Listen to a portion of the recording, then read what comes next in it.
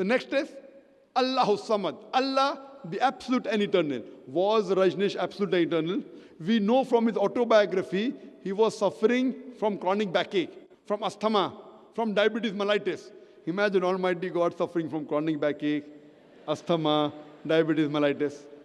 And the third test is Lam yalid wa lam yulad. He begets not, nor is he begotten.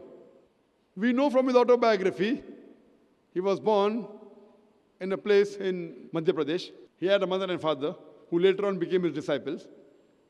And in 1981, he goes to America and he takes thousands of Americans for a ride. And in the state of Oregon, he starts his village known as Rajneeshpuram.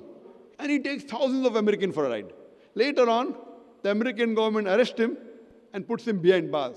And then he claims, the American government gave me slow poisoning. Imagine Almighty God being slow poisoned.